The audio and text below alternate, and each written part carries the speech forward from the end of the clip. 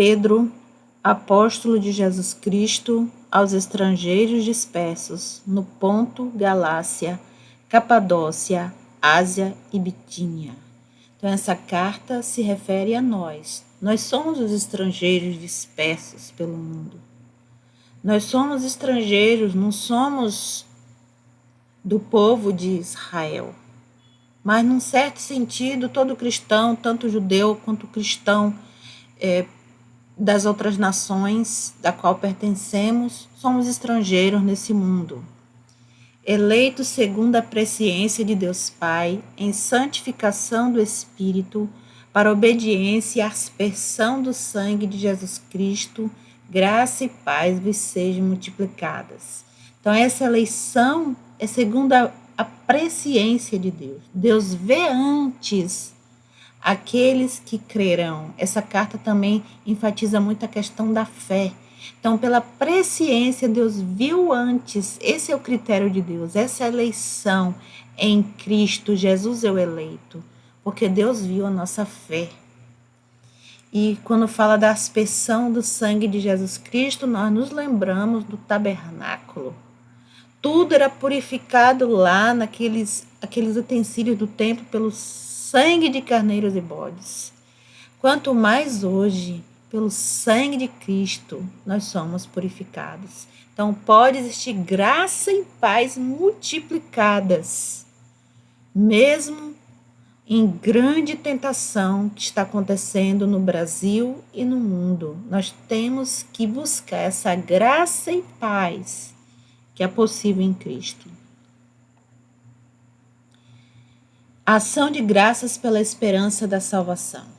Bendito seja o Deus e Pai de nosso Senhor Jesus Cristo, que segundo a sua grande misericórdia nos gerou de novo para uma viva esperança pela ressurreição de Jesus Cristo dentre os mortos.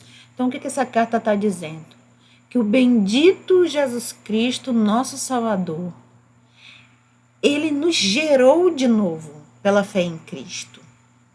Ele nos traz uma nova vida, uma viva esperança. Então, tudo que acontece nesse mundo não pode nos derrubar, porque nós temos uma viva esperança em Cristo Jesus. A nossa esperança não está neste mundo, a nossa esperança está em Cristo. E a promessa que Ele enviou, que Ele prometeu para todos aqueles que lhe pertencem. E Ele está à direita da majestade nas alturas, intercedendo pelos seus. Ele é nosso sumo sacerdote. Ele intercede por nós, para uma herança incorruptível, incontaminável e que se não pode murchar, guardada nos céus para vós. Então, é essa promessa, é dessa herança que não se corrompe, como o ferrugem que existe nos metais. Tudo nesse mundo envelhece, apodrece, se acaba, se empoeira, se deteriora e não é puro. Mas a herança que Deus tem para nós não se corrompe, não está contaminada e nem pode se contaminar, e ela não murcha, ela não se acaba e está guardada nos céus para nós. É uma promessa de Deus. Que mediante a fé estáis guardados na virtude de Deus, para a salvação já prestes para se revelar no último tempo. Então, nós somos guardados na fé. Nós temos que manter essa fé, como diz a carta de Judas. Nós temos que batalhar por essa fé que foi dada de uma vez por todas aos santos. Nós somos guardados na virtude de Deus. E existe uma salvação que está para se revelar no último tempo. Nós estamos no último tempo. Existe uma promessa, existe a glorificação do corpo para ser semelhante ao de Cristo, está na presença de Deus para sempre. Em que vós grandemente vos alegrais, ainda que agora importa, sendo necessário, que estejais por um pouco contristados com várias tentações. Então, nós podemos estar tristes, perturbados, como Ló se perturbava com o pessoal de Sodoma e Gomorra, nessas tentações desse mundo, mas nós temos que no nosso espírito nos alegrar. Nós temos motivos para nos alegrar por essa esperança incontaminável. Para que a prova da vossa fé é muito mais preciosa do que o ouro que perece e é provado pelo fogo, se ache em louvor e honra e glória na revelação de Jesus Cristo. Então, a fé que é provada é mais preciosa que o ouro. O ouro perece, o ouro, o metal nobre, ele perece, ele se acaba. A fé é provada pelo fogo e ela recebe o louvor e a honra e a glória na revelação de Jesus Cristo. Jesus Cristo vai se revelar no último tempo em glória para buscar os que lhe pertencem, ao qual não o havendo visto, a mais, no qual não o vendo agora, mas crendo, vos alegrais com gozo inefável e glorioso. Ou seja, não estamos vendo Cristo agora, mas ele vai se revelar, ele vai se mostrar diante de nós. E por causa dessa esperança, nós temos que nos alegrar com um gozo inefável, que não pode murchar, que é glorioso, alcançando o fim da vossa fé, a salvação da nossa alma. Então, muito se fala da perseverança dos santos. Então, o fim dessa fé que persevera é a salvação da nossa alma, a salvação definitiva, a glorificação, porque aqui nós estamos lutando e perseverando para não cairmos nas armadilhas de Satanás, que quer nos tragar, nos tirar da presença de Deus. A Bíblia diz que ninguém pode nos tirar da presença de Deus, mas se a pessoa desistir de Deus e voltar para trás, ela mesma que está se tirando da presença de Deus. Mas enquanto a gente não desiste dele, Deus também não desiste de nós. Da qual salvação inquiriram e trataram diligentemente os profetas que profetizaram da graça que vos foi dada. Que salvação é essa que vai chegar? Os profetas inquiriram, se perguntaram e profetizaram. Essa graça em Cristo que nos foi dada. Esta salvação muito mais eficiente do que aquele sacrifício, aqueles rituais do passado, aquela guarda de sábado, aquelas oferendas. Deus não quer oferenda, Deus não quer o símbolo, Deus quer a realidade da presença de Deus em nós.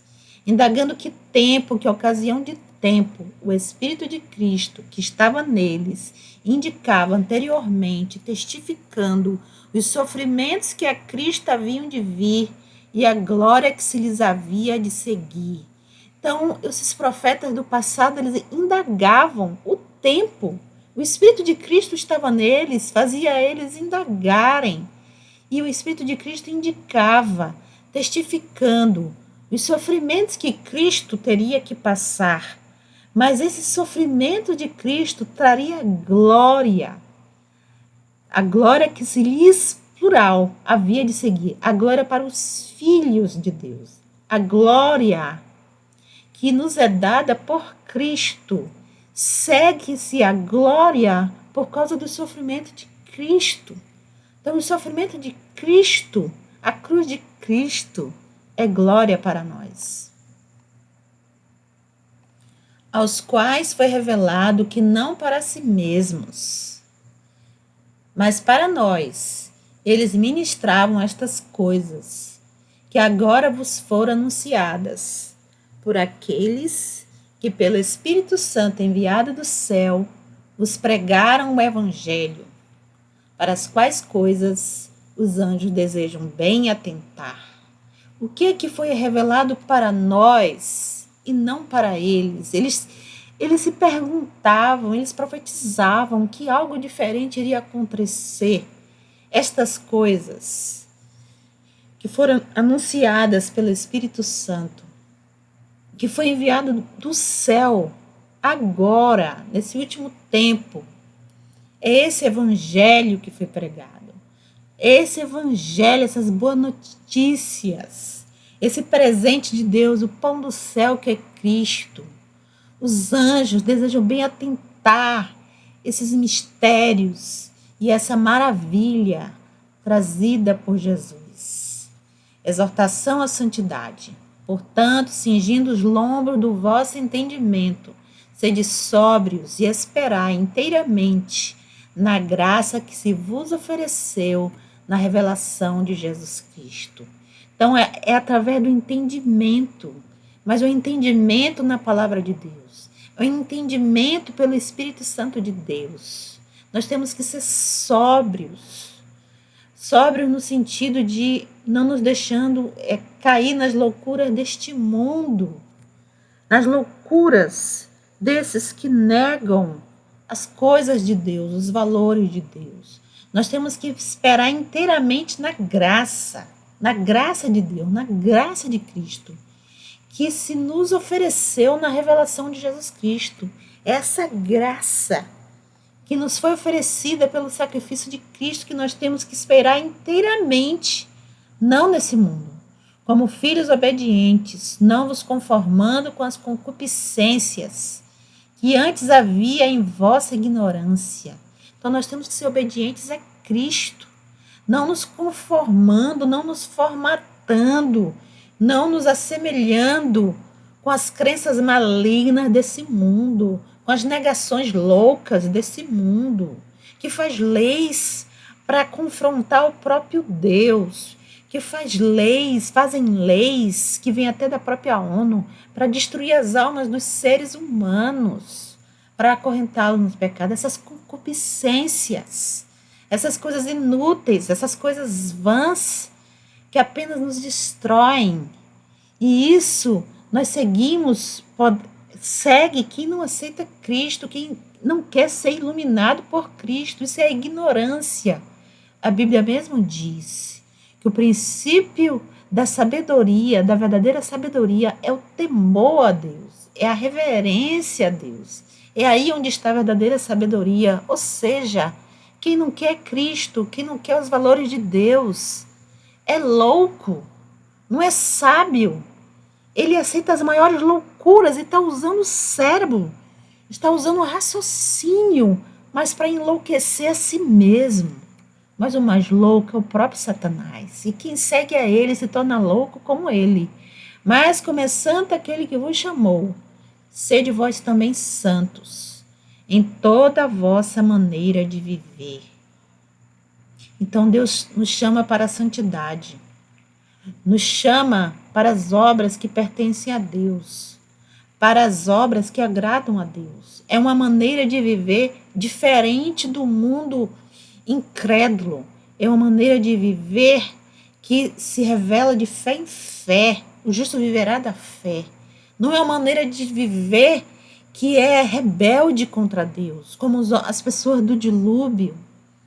Jesus disse que o último tempo seria como o povo do dilúvio, loucos, se entregando a tudo, mas desprezando a Deus, como o povo de Sodoma e Gomorra, desprezando a Deus, mesmo tendo todas as chances diante de seus olhos. Noé pregou, é chamado de pregoeiro da justiça, então não foi por falta de aviso, como hoje. Não nos deixemos nos enganar, porquanto escrito está, sede santos, porque eu sou santo. E tem aquela passagem, né? Sem santidade, ninguém verá o Senhor. Então, tem a ver com obediência àquilo que Deus diz que é bom. E nos afastar daquilo que Deus diz que é mal. Se é fraco, caiu, levanta. Mas a gente aprova o que Deus aprova. E reprovamos o que Deus desaprova. E clamamos a Deus a sua ajuda nas nossas fraquezas. Ele é o nosso advogado e ele intercede por nós. Ele entende cada fraqueza, cada luta, cada dificuldade. Mas nós temos que honrar aquilo que Deus honra. E se invocais por Pai, aquele que sem acepção de pessoas julga segundo as obras de cada um, andai em temor durante o tempo da vossa peregrinação. Então, Deus não faz acepção de pessoas. Ou seja, quando fala ali dos eleitos de Deus no início dessa carta, não quer dizer que ele diferenciou uma pessoa de outra. Não. Ele elegeu em Cristo pela presciência. Ele viu antes quem creria nele. Então, quando ele fala que amou o mundo inteiro, ele ama o mundo inteiro, sim, dá chance a todos. Ele não faz acepção de pessoas. E se invocais para o Pai aquele que, sem acepção de pessoas, julga segundo a obra de cada um, andai em temor durante o tempo da vossa peregrinação. Então, nós estamos numa peregrinação neste mundo. Então, Deus vai julgar a obra de cada um. É para andar no temor e na reverência a Deus. Nós somos peregrinos dessa terra. No nosso lugar não é nesse sistema de coisas. É no novo céu e na nova terra, onde habitará a verdadeira justiça, a justiça de Cristo. Sabendo que não foi com coisas corruptíveis como prata ou ouro que foste resgatados da vossa vã maneira de viver, que por tradição recebeste dos vossos pais. Então, o resgate que nos trouxe Cristo não é por meio de coisas corruptíveis. As coisas desse sistema de coisa desse mundo se corrompe. O ouro, a prata, tem gente que se mata por ouro e prata. Tanto é que a Bíblia compara a avareza como o pecado de feitiçaria. Então a pessoa entra em contato com demônios quando adora o dinheiro.